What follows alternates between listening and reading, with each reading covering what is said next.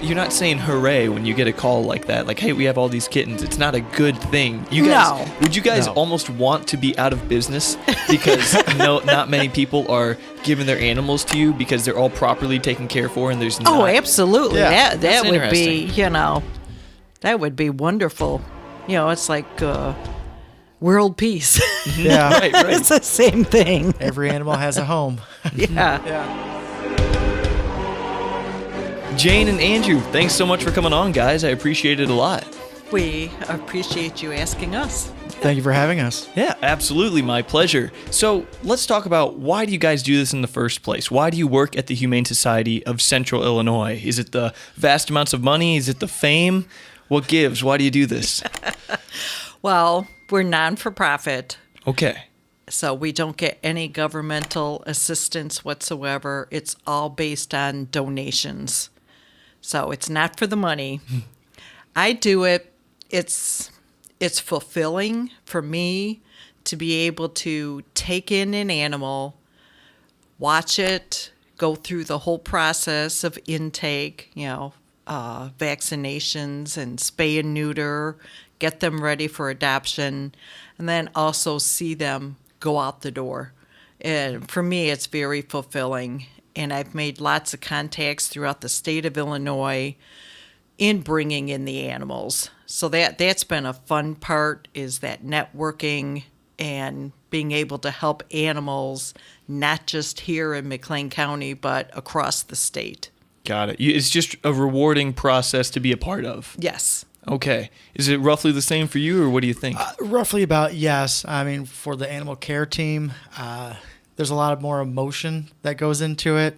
I mean, understanding some of these dogs and cats that come in, that we might get more word of their background. I mean, we've had, especially dogs, we've had dogs come in that have come from abusive backgrounds, and it's just really heartbreaking knowing that they've come from a terrible situation now to here, but it's great knowing that we are able to rehabilitate them to learn how to trust. What does the abusive backgrounds, what do those look like sometimes? Sometimes, well, I guess the big one, and I always tell this story at the end of all my orientations for volunteers. Kind of a tearjerker a little bit, but our dog Franklin, very sweet boy. He was a shepherd mix. Was that right, Jane? Shepherd Border Collie mix. Yeah. So I'll give you the full rundown for him. Let's do it. Yeah, we got all the time in the world. I just came back from break and doing a rundown, seeing what dogs need waters, and I see this dog, Franklin, and had no clue, didn't know we were getting him in, what was going on with him, what's his deal.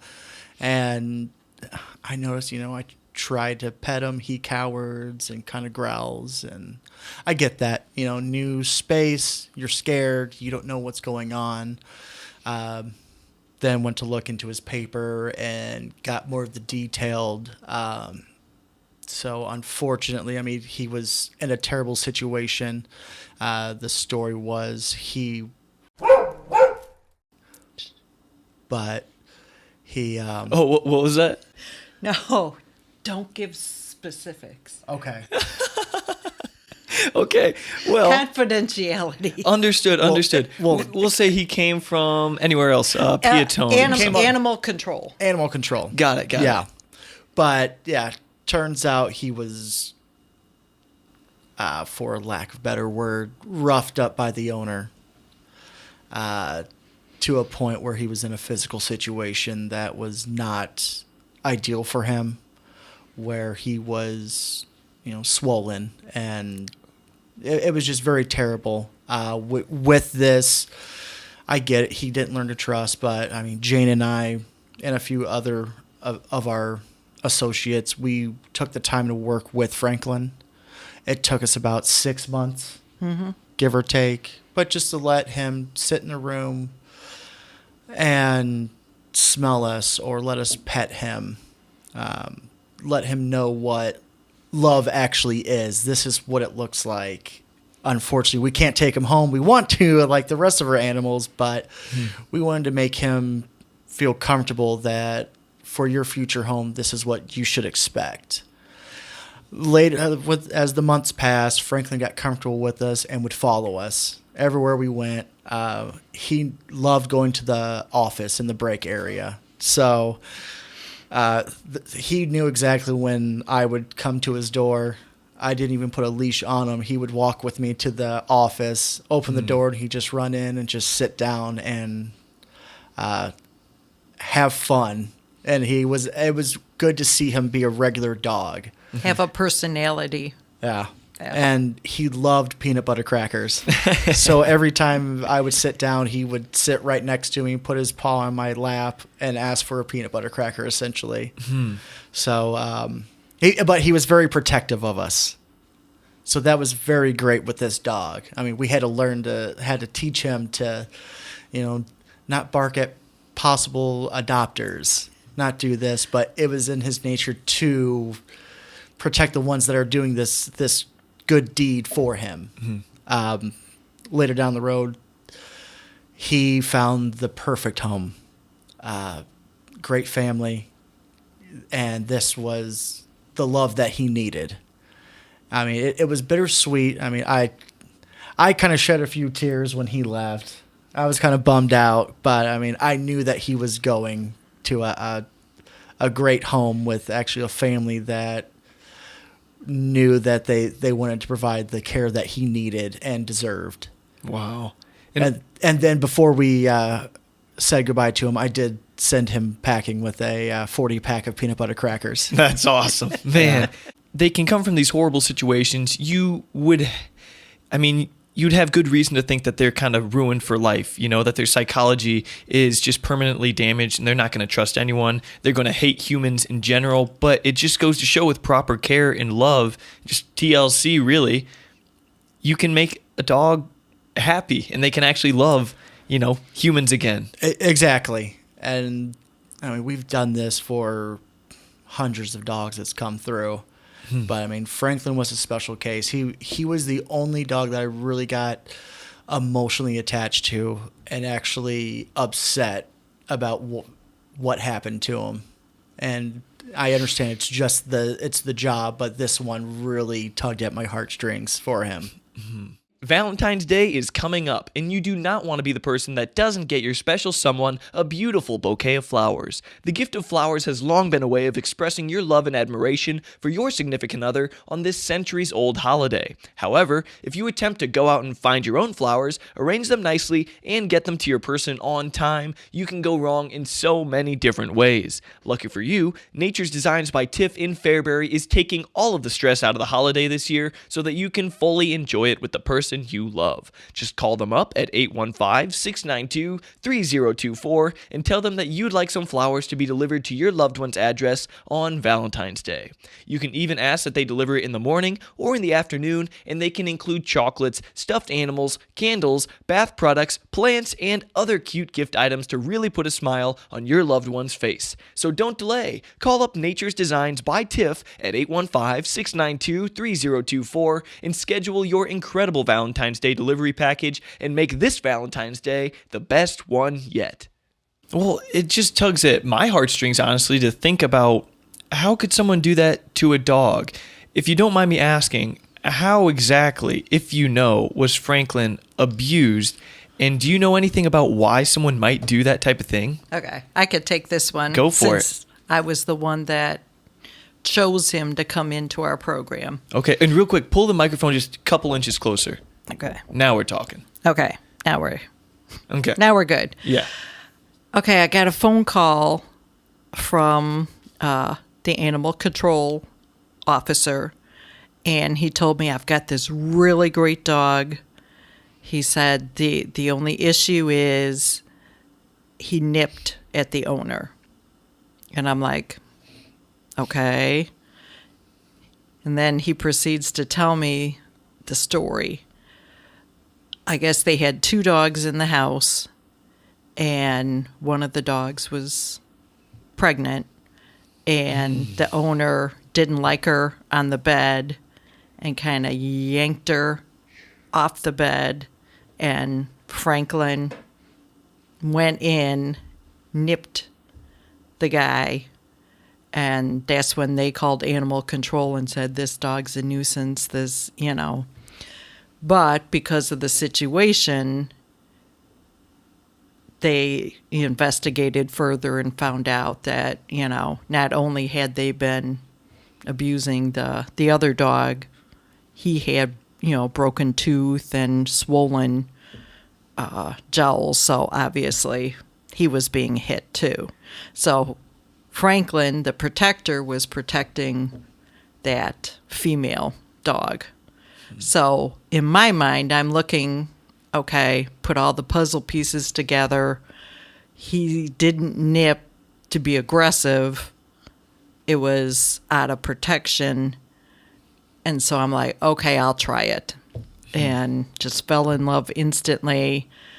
I was the first person that he actually sat next to when he came in. And then little by little, he just learned to trust. Mm-hmm. So.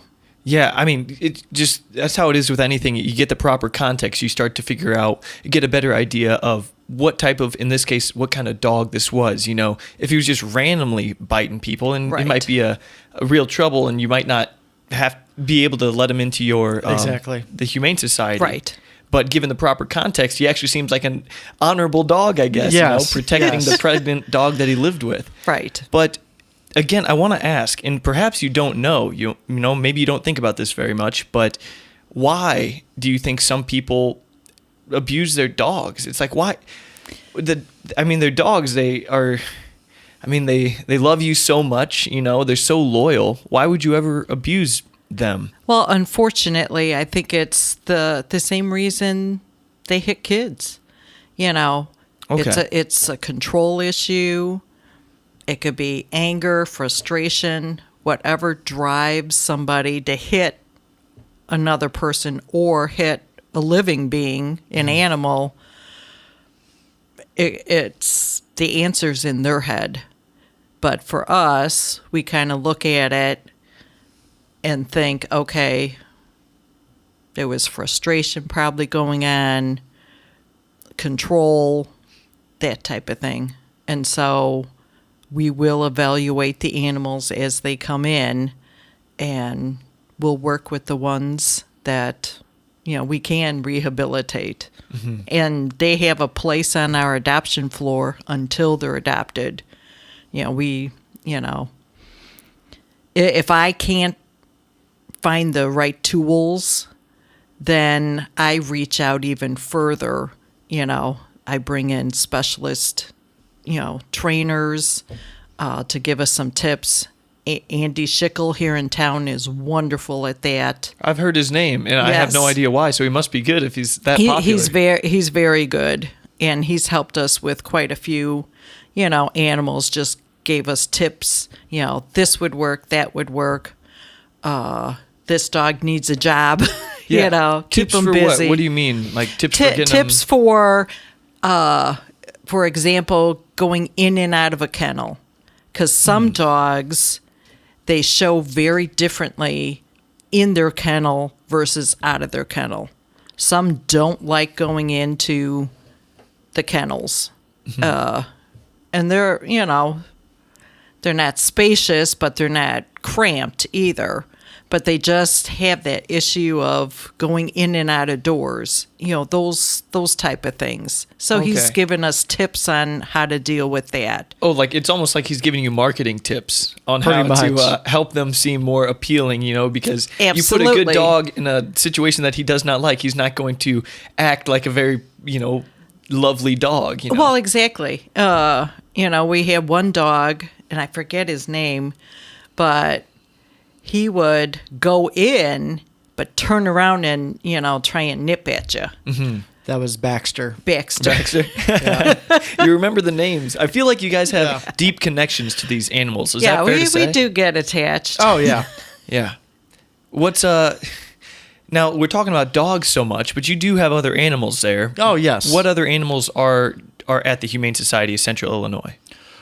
We still have cats. We have 3 rooms dedicated to cats. And we have our critter corner. So right now we just have 2 guinea pigs, but we've had rabbits, a parrot at one point. We just got a rat adopted.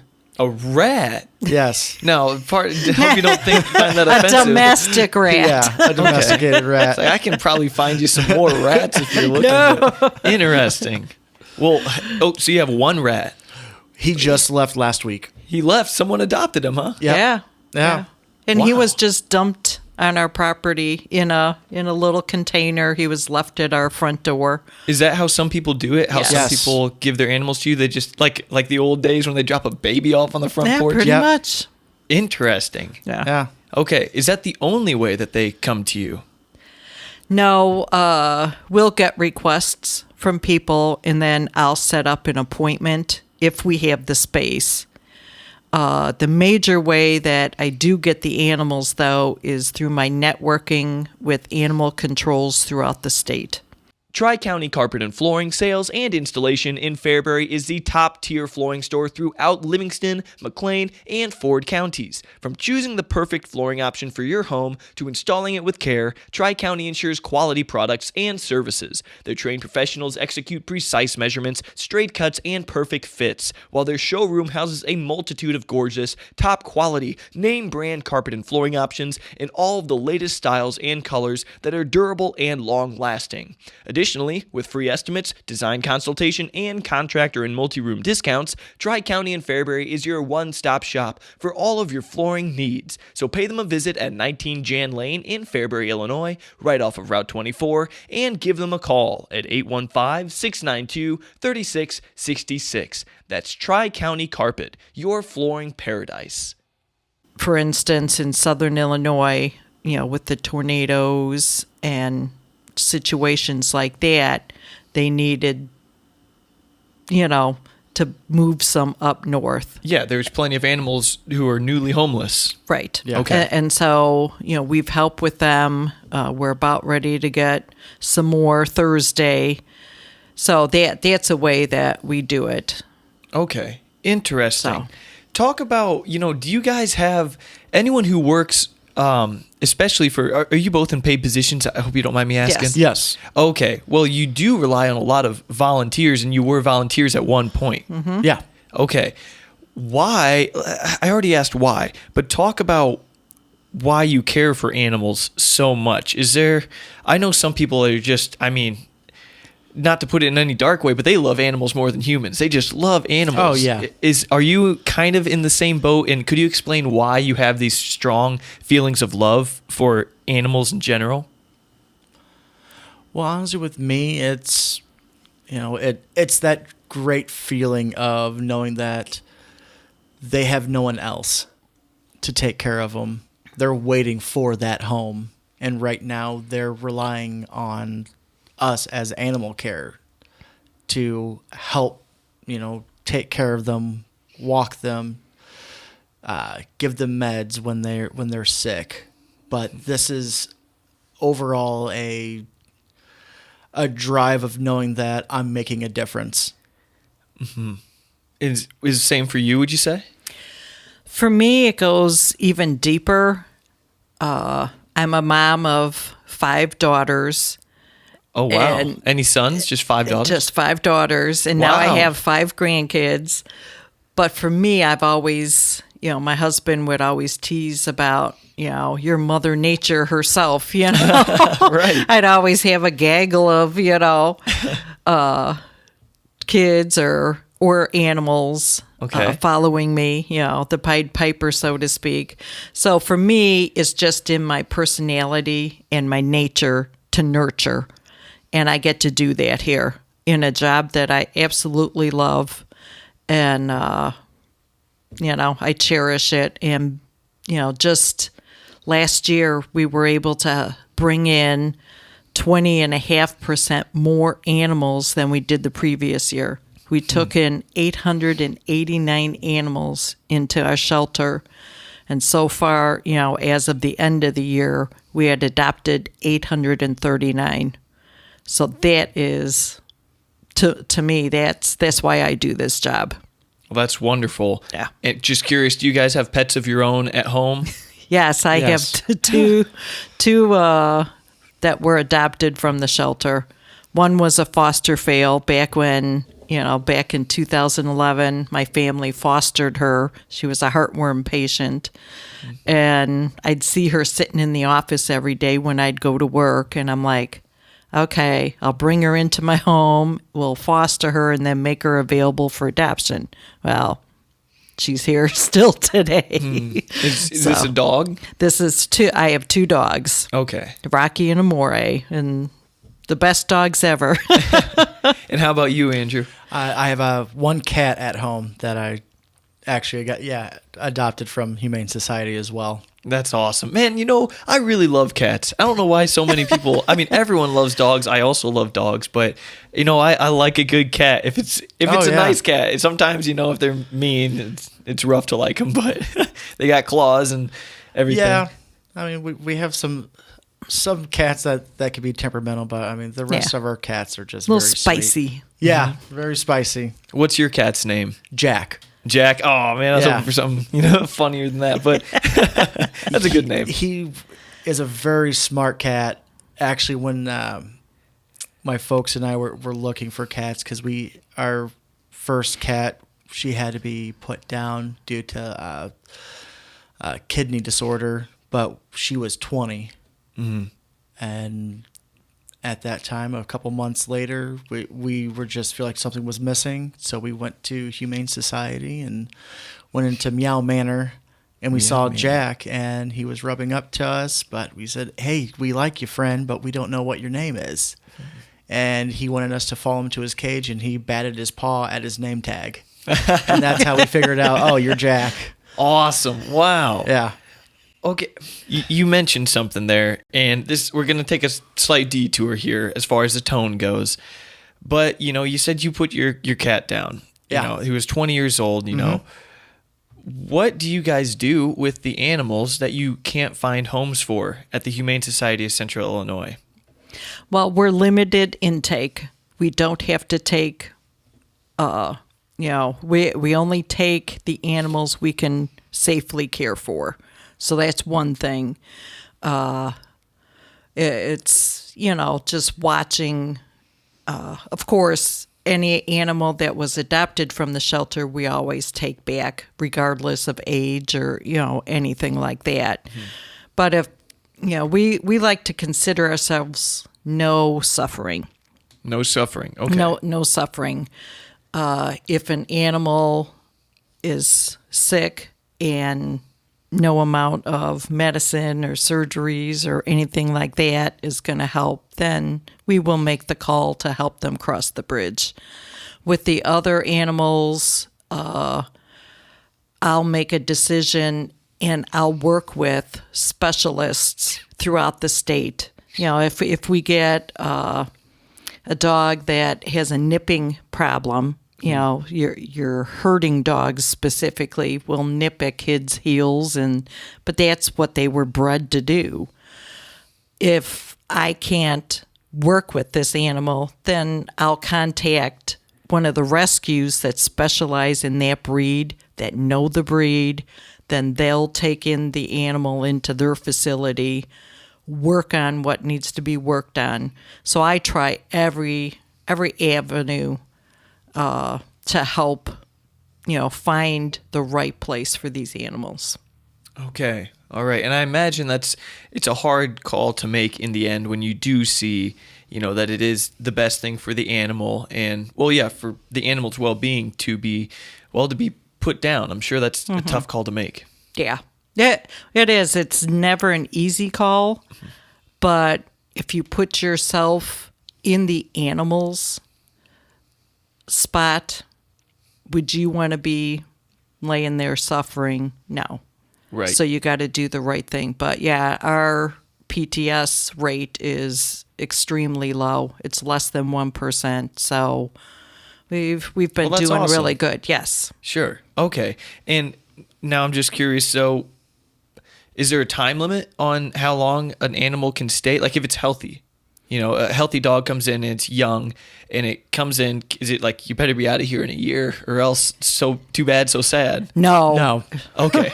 Got it. No. So you only put an animal to sleep if they are suffering. Correct. Okay. Yes. Okay. Well. Yeah, if they're sick and suffering, then we'll make the call.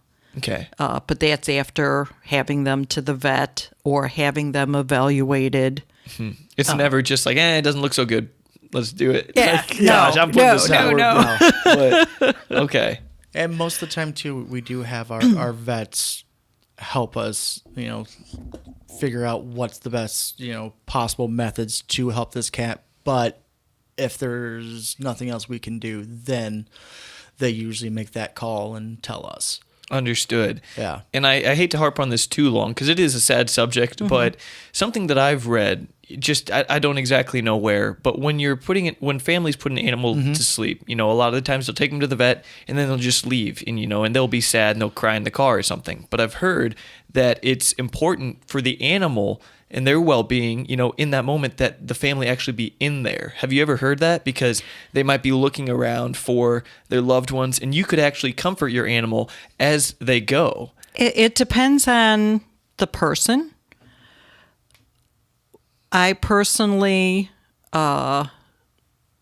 if we do have to make the decision, we have staff right there with the animal, talking to the animal, petting the animal, comforting the animal. So that's how we do it. That's wonderful. I like that. Yeah. Man, Yeah. is that one of the? Oh, you were going to say something. Sorry. No, I was just agreeing with Jane. Okay. Is that probably the hardest part when that happens? You did say it was only 1% of the time does it happen, but is that probably the hardest part of your job, or is it maybe something else? That, for me, was probably the hardest part. But it's also something that we should be better prepared for, if and when that time comes. It's never easy because, of that attachment sometimes. But, as long as they still know that someone's there, even in their final moments, that's still, it means a lot. But, I mean, to us, it's different. I mean, honestly, there are times I have to, understand this is my job. This animal's in pain, suffering. I try not to show as much emotion out of it. It's very hard, but it's still I know that I'm helping this animal. Right. Yeah. Yeah. Of course, it's hard, and I'll just speak for myself. Like, I'm a meat eating guy, right? I'm not a vegan. I'm not a vegetarian. I love meat. But forgive me for most of my life, really, I've kind of looked at farm animals and livestock as, I really just looked at them as almost as though they're mindless and they're there to be food. But I tell you what, just a few days ago, I went to Hoffman's Little Acres in Fairbury, Illinois, and they do sell meat and things, but it's all free-range cattle and free-range. It's a very small farm. They have chickens, and they have these cats, and they have these. Of course, they don't sell the meat of the cats. But they have these cats. They have these goats, and I went and filmed a commercial. But these animals were literally happy. They were happy to see you. They were kind. It was so strange to see these animals for the first time acting in this way. Like, these baby cows, were being playful with me, and it's just whoa. This kind of changes everything. Like, suddenly, it's extremely important that we care for these animals in ways at least similar to humans. And I don't mean to be too extreme with that, but you have to be loving and kind to them and treat them with dignity and respect, really. Yeah. Have you ever thought like that, or have you always been? Is there a pivotal moment in how you think about animals at some point in your life? Maybe there's not. Maybe you were never lost like I was. Well, for me, I grew up, my grandpa had a farm. And so I helped with the piglets. I helped with the calves. I was there on the farm and I loved them. But I knew that they served a purpose for the greater good, which is, the human population as far as the food source. So it's something that you just kind of work through your brain. Yeah, and the same thing, with animals. My, we were talking about the hardest part of the job. For me, the hardest part of my job is not being able to help all of them. All the phone requests and email requests for people needing help, or animal controls across the state saying, we're full, we're going to have to start, putting to sleep for space. It's so hard because I want to, be able to pull more. So for me, hearing these stories from the various facilities, that's my hardest part of the job. And, but I also, on a rational level, know we can only take in what we can safely care for. Right. So it's kind of that, the same thing with the food versus the food source. It's a rationale in your brain that says, okay, I can't, help them all. And then I go back to that's part of their job, type of thing. So it's just something I think in the human brain that you can separate. You have to have a balance between the compassion and the logic. You have to be real while also providing the right care and love and everything like that. Absolutely. People say, well, why can't you? Why can't you? And until you walk in our shoes, you would know why we can't take them all in, because we couldn't safely care for them. You have to, continue to provide a decent quality of life for the animals that you do bring in. And if you just bring in every animal in the state of Illinois, you're going to ruin life for all the other animals that are already there. It's right. Absolutely. Even foster homes can't continue to take in kids, because you can't have 1 million kids in a small building. Right. Yeah. I'm sure it's a hard thing to do. You wish you could do more, but at the same time, you have to make sure that you care at an adequate level for the animals that you already have. So, yeah, it makes sense. It makes sense that that'd be hard, but at the same time, like we said, you have to have a balance. Yeah. Tell me what even is spaying and neutering? Explain it for a dum like me. Now, I'm pretty sure I know, but just put it out there clearly. Neutering is for the male cats and dogs of removing of their reproductive parts. Your face, your face is actually turning red, and I love it. Go all out. You jumped right in on it. I know. So, I know I did. I can feel my face get red now. No, it's wonderful. But yeah, and then for spay, it's for the female. Mm-hmm. So removal of the uterus. Reproductive parts. Mm-hmm. Yeah. So with males, it's cutting off the balls. Pretty much. Yep. So there's you go. No sperm production. Yeah. Right. Okay. Why do you do that? Why is that? I know most people are for it. They have it done to their dogs, but some people are against it. Can you explain to me why it's even a debate? Oh, well, we do it just because of the overpopulation of animals on the planet. Mm-hmm. So that's why, our stance is a spayed or neutered animal is a good citizen, because they're not going to be going out and, reproducing, because some people still have indoor-outdoor cats. Mm-hmm. It's one of those debates. My cat, is fine. Well, if they're not fixed or spayed or neutered, they're going to go out and keep raising the population. So that's why our stance is, we want to decrease the amount of unwanted animals. Mm-hmm. There's and spaying and neuter there's helps. An unwanted pregnancy problem in cats and dogs. Yeah, that seems like essentially. Yeah, pretty much. Yeah, I've been to country homes, and it seems like, they have a few cats that are just outdoor cats that stick around because they feed them. Yes. And it seems like every other month, I know that's not quite how fast it No, goes. but, that goes they're- pretty fast. These cats are pregnant. It's like, oh, they're pregnant again. It's like it's some casual thing. It's like they're pregnant again, and they're gonna have 6 kittens, and then they're gonna do the same thing a few more times this year. Like that's insane. Well, Oh, yeah. and just with the puppies, you know. Oh, right. Oh, yeah. Who knows what kind of mix you're going to come back with if they have farm dogs and they let them go and they're not spayed or neutered.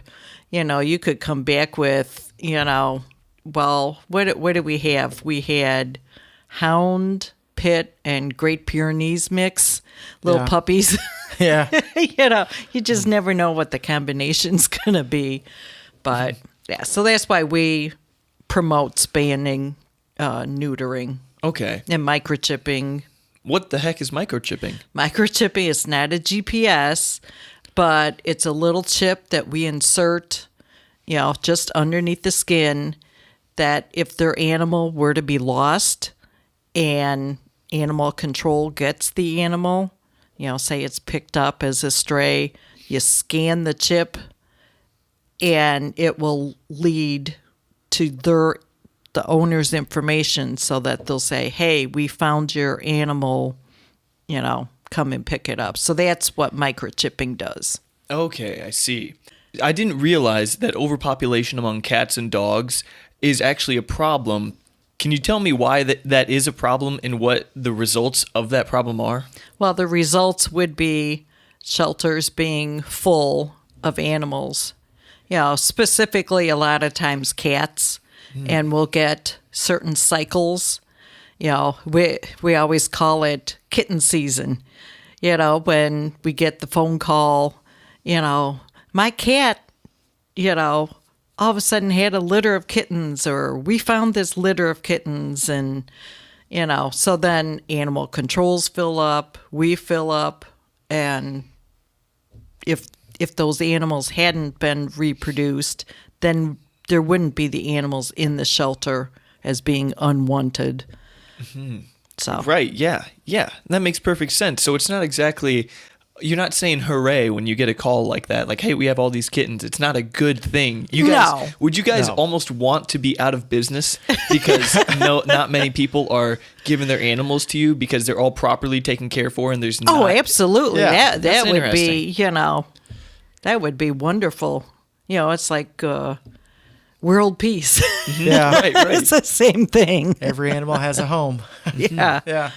Fairbury Furniture is Central Illinois' premier furniture store. This family-owned business offers a vast selection of premium furniture items from all of your favorite brands, including Sealy, Best Home Furnishings, Leather Italia, Tempur-Pedic, and Ashley, just to name a few. And right next door to their gorgeous 7,000-square-foot furniture showroom, you will find the Fairbury Furniture Mattress Store, home to all of the latest and greatest mattresses in any and all sizes. Here at Fairbury Furniture, their staff is helpful and friendly, and they are well stocked with all the mattresses, tables, chairs, recliners, couches, rugs, and decorative pillows that your heart could desire. So make your home interior beautiful, comfortable, stylish, and delightful when you shop at Fairbury's own Fairbury Furniture.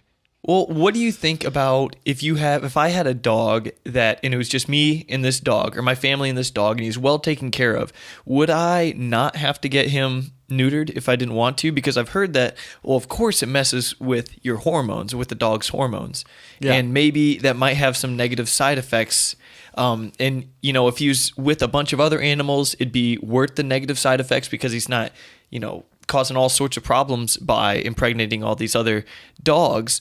But in the case that it's just him and he's loved and cared for in this home, would it be okay to not neuter him, or should all dogs, well, obviously all dogs can't be neutered because it'd be the end of dogs. Right. Yeah. But is it okay if they're in the right setting to not neuter them? Yes. You'd have to, you know, control that type of thing. A lot of times the hormones, if you know, get them neutered at a young age, then you won't have, you know, the humping. You won't have the spotting or the spraying. What is a spotting? What is spotting? Well, I'm a so female goes into heat. Yeah. And so, you know, they will bleed. Yeah. Oh, okay. Just like Yeah. people don't I love realize that we can laugh that. about this stuff because it would be real awkward if I was the only one laughing. So, okay. It's all the fun animal terms we have. Right. So it's like, those type of things. But yes, on a general level, if it was just you could decide, okay, not to do it. Yeah. We do it just based on the stance of, overpopulation and things like that. So, Random question. What are your favorite animals? That's a loaded question right there. That's interesting. That's a loaded question. It doesn't just come right to you? I used to be strictly dogs because that as far as the shelter goes, but now that I've been working there, for the past 11 years, I've gotten to see cats and just how wonderful they are, and what great companions they can be. Now, on another level, I love giraffes. I love cows. I could go down the list. But yeah, giraffes and cows have to top up on my favorite animal list. But Well, especially cows for your nickname. yeah. What's your nickname? Hope Well, it's not cow. it's No, no. It started with my oldest daughter when she was in high school. Her and her best friend used to call me Mama Moo, and so now all the grandkids call me Grandma Moo. So, or they'll call me Moo for short. So yes, cow. Okay.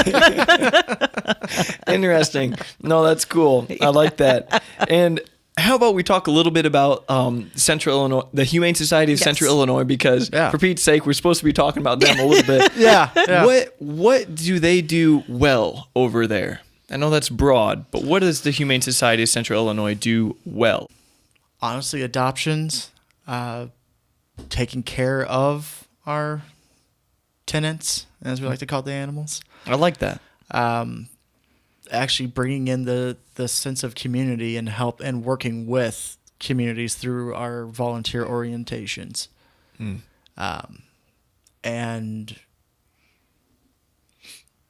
other outreach programs, making us known for various things, either events we have coming up or how can they help via donations or donating their time.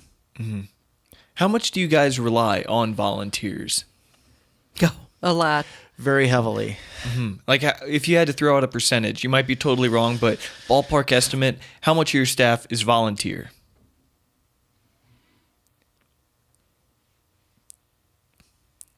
Depending the week or month, honestly, because for the actual animal care team, I'm one of 5. But I mean, on these days that we do have, a lot of animals, we do need to be productive and efficient with getting everything organized and clean, set for the public. So, I mean, we rely probably about 80% of the time for volunteers, because that also helps us with dog walks in the mornings and afternoons, especially helping cleaning and cat socializations too. Like we're, for the aspects of, cat room cleanings, this helps us a lot where we need to be in a different area of the building to take care of our, sicker residents that need our focus more on them. And with the help of our volunteers, we really depend on them, and we make it known that we greatly appreciate and acknowledge their hard work as well. Got it. Okay. And how much do you rely on donations? You said you're a not-for-profit, so is it entirely? 100%. Yeah. Wow. Yeah, financial donations, and also the donations of bleach, paper towels, laundry detergent. Those really help us also. Which those are the 3 key things that we always need. Say them again. Bleach, paper towels, laundry detergent. I think those are the big ones. Okay. Well, interesting. Can I ask, and perhaps you can't actually answer this, but do you have any like main donors, like a business or something that donates to you? Maybe it'd be good press for them, but I'm just curious. We have sponsors. Okay. And we're also teaming up, for instance, Station Saloon. They're teaming up with us, for, hopefully it's going to be 54 weeks. Fingers crossed. Fingers crossed. We're doing Queen of Hearts raffle. And you explain the Queen of Hearts to the audience there. So Queen of Hearts, it's a drawing, basically. You can buy a ticket or tickets on They're our $5. website, on our website, hscipets.org. Okay. Yeah, for $5. Or on Monday the 10th, so this upcoming Monday, Jane and I will be there selling physical tickets that they pick a number, we put it in a bucket, essentially. The big bin. Yeah. Mm-hmm. And we draw that number. And, hopefully we just keep building the pot. Mm-hmm. And, hopefully it can build up to 50,000. I mean, right now the jackpot's at $1,010. Wait, hold up. Can anyone win anything? Yeah. Yeah. Oh, wait, you money. said you keep. Okay, but We're waiting to build. So you could win, but that's the chance if we draw the Queen of Hearts. The person wins the jackpot if the Queen of Hearts is drawn. Yeah. Okay, so the Queen of Hearts gets drawn, and then what? How does someone win? Is it like, I'm confused. They have to pick that card number that the Queen of Hearts is behind. Oh, they come and draw. Yeah. Yeah. I get it. You probably said that, and I just completely missed it. But okay, got it. Yeah. So the hope is that the queen won't show her face until the pot, grows, to a nice number. That'd be Yeah. a bummer if, like, immediately someone. I know. Like it. That's my biggest We were fear. just joking about that last night when we had a meeting with one of the owners of Station Saloon. Yeah. So getting back to, places that help us out, we've done a couple events, with kind of co-sponsoring with Station Saloon. They are wonderful to work with, very supportive of us. We did the wrestling. Yes. We this past July, was that when that was? Yeah, I It think seemed so. like Yeah. It seems like a blur. That was a fun event. That was my brainchild for that. Landed us the head sponsorship for Iron Spirit Pro Wrestling. Oh, awesome! Yeah. Wow, you Yeah. were the most. That What Humane a collaboration! Society, Yeah, the Humane Society was the main sponsor. Yeah, so. Humane Society proudly presents Iron Spirit Pro Wrestling at Station Saloon. Yeah, that was a fun event. Mm-hmm. Because I'm very good friends with another owner of Station Saloon that put me in contact with Logan Bruce, who runs the Iron Spirit promotion in town. And, we had a meeting with him, and it was smooth sailing from there. We had our own booth. We made custom T-shirts and koozies.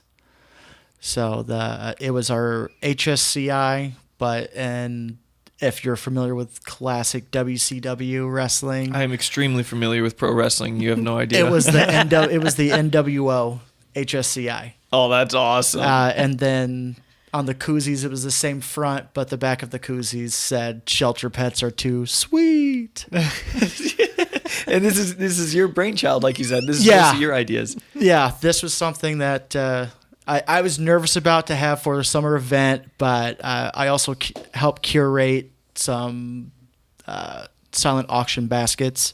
Each basket had wrestling memorabilia in it. So, and they each had autographed photos. One was Kevin Nash and Scott Hall from the NWO, and Sure. the other you know one, your stuff, apparently. Oh, I'm a sucker for it. Got it. Okay, I was like, man, not many people know that stuff. And the other one was Sting, which was my personal favorite as a kid. Sting was your favorite wrestler? He still is. Oh, Yeah. really? He's still on AEW. Oh my gosh, dude. Yeah. You actually are a nerd for this stuff. I Oh, don't yeah. even know what AEW is, but Yeah, it's the better version of wrestling now. wow. Oh, Bold yeah. statement. Oh yeah. I mean, there's a lot of people there, but it was a good event. I mean, we had a good shout out every other match. So I mean, we were recognized for that, and we were able to bring dogs on site. Oh, that's awesome. And we had some of the pro wrestling talent come up and hold our puppies that we had. That's awesome. I mean, It was fun. these were big burly men, but I mean they looked like children when they were getting so giddy and excited holding these pups. And we had a couple other older dogs there, and it was that following Tuesday after the event. There was like over 20 applications for Oh yeah. the puppies and the other dogs we had on site. Yeah. And about 4 of those dogs got adopted that week because they saw us at that promotion. Oh man, that's wonderful. Well, we're sort of getting towards the end here. What can people do to help you guys out just with your entire mission of finding loving, caring, forever homes for animals across Illinois? What's the most helpful things that people can do?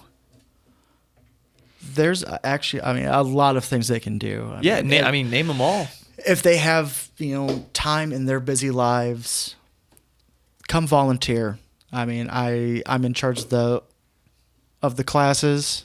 I mean, I give you the behind the scenes and what to expect. Basically, what we do as our everyday routine for work. I mean, it is a routine. I mean, we get used to it. We know what we're doing. And we want them to have that hands-on experience and let them leaving knowing that they're making a difference just as much as we are. And especially donating, the paper towels, the bleach, the laundry detergent. That can help. Donating blankets. I mean, Old sheets, old sheets, yes.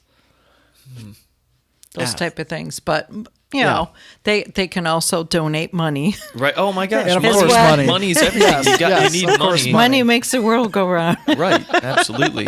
So if you can donate money, that would be awesome. Of course, That would help yes, tremendously. yes. Yes. But if you don't have tons of money to be donating, maybe donate some of these things like the bleach and the towels. Correct. And their everything time. else. And their time. And their time. Got it. Is that a thing that you guys actually need a lot of? Is just people to come maybe walk dogs, clean Yes. the cat room stuff? Yeah. Yeah. Especially when, we do have a full shelter.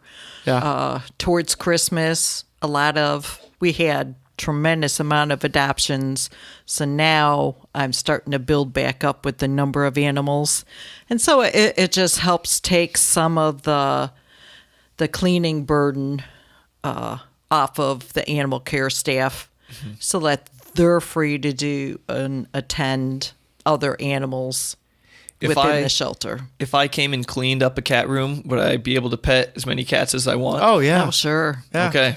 All right. Noted. I do have some ideas of stuff that I want to do for like a video later on at Yeah. your guys' place. Okay. We'll see if we can do those. But before we wrap up, is there anything that you wanted to touch on before we do so? Just a reminder for Monday, January 10th at Station Saloon, which is located at 611 Morrissey Drive. They're behind Famous Dave's. Anyone and everyone within McLean County, come check it out because it's a great event for our Queen of Hearts event. Win some money, hopefully, but this really helps us out too. Yeah, have some fun. They're going to have food and drink specials. The first drink special is going to be named in honor of one of our dogs that we've had at the shelter for 6 months, Brasco. So if anyone out in podcast land wants a wonderful dog, Or a wonderful drink. but hey, this is going out to Brasco. He is a wonderful dog. He just doesn't want to be a big brother. He doesn't. He wants to be the alpha and too dominant with other dogs. So we're suggesting, he be the only dog in the home. But otherwise, if anyone out there is looking for a wonderful companion, it would be Brasco. Awesome. Thank you so much, Jane and Andrew, for coming on today. That was a lot of fun. We went all over the place. Yes, and I we thoroughly, did. Yeah. Oh, I yeah. enjoyed It was a blast. Thank you. We shared some laughs. I learned a lot. It was great. So Yeah. thanks again. Okay. Hey, thank you for having us. Thank you so much for watching that episode of The Paul Garcia Show. If you enjoyed it, be sure to hit that like button, leave a comment, and share this episode on Facebook and with your friends. If you'd like to support the show, consider becoming a patron on patreon.com/Paul Garcia, where you can sign up to give $1 or more each month, and you will get early access to each and every episode, and your name will gracefully travel across the bottom of the screen in the beginning of every episode, so everyone will know that you're an amazing person. If you're not about the monthly support, consider making a one-time donation on Venmo to username The Paul Garcia Show. Another great and free way to support this show is to subscribe on YouTube. Once the channel hits 1,000 subscribers, some amazing things will happen, but I need your help for that. Also, I invite you to follow my page on Instagram, like my page on Facebook, and leave a rating on Apple Podcasts or Spotify or even Google Reviews. This all helps a lot and is very much appreciated. Lastly, thank you for listening and watching, and God bless and have a great week.